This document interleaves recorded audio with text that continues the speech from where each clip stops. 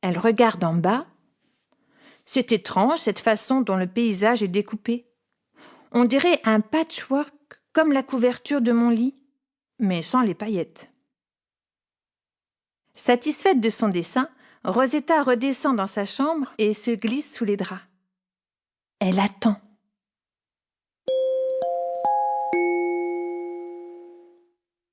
Elle attend l'histoire du soir. Son père, le seigneur du royaume, rentre tout juste d'un grand voyage. Il a sûrement une surprise pour elle. D'ailleurs, le voilà. Elle entend ses pas dans l'escalier et il entre dans la chambre, un paquet sous le bras. Rosetta lui saute au cou. Mais qu'est-ce que c'est ? Son papa lui tend le cadeau qu'elle déballe avec impatience. Quel étrange objet !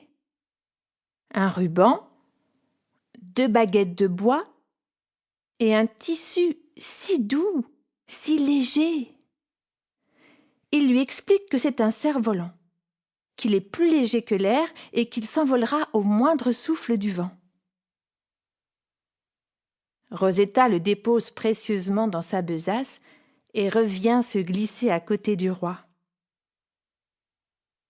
À chaque fois qu'il rentre de voyage, son papa lui ramène un cadeau et plein d'histoires à raconter le soir. C'est comme ça qu'elle voyage, Rosetta.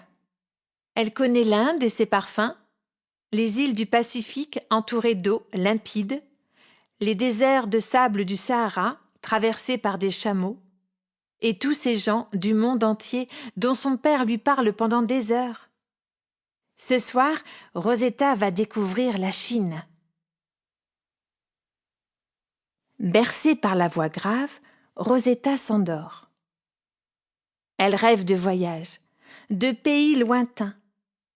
Elle pense à tous ces visages, tous ces sourires.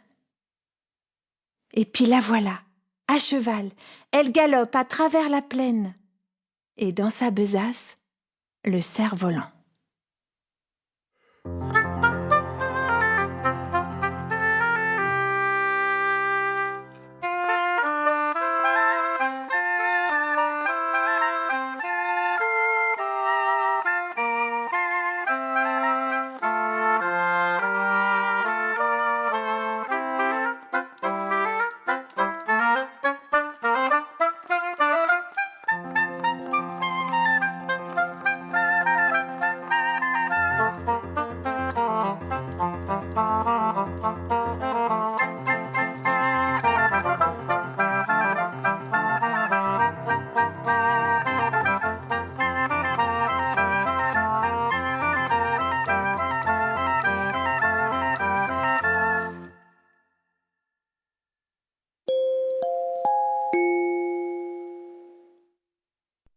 Le lendemain matin, Rosetta est réveillée par un bisou tout doux. Que c'est bon, que c'est chaud. Elle ouvre un œil. Un rayon de lumière traverse les volets, remonte le long de la couverture aux 1000 reflets et vient caresser la joue de Rosetta. Un rayon de soleil ? Incroyable !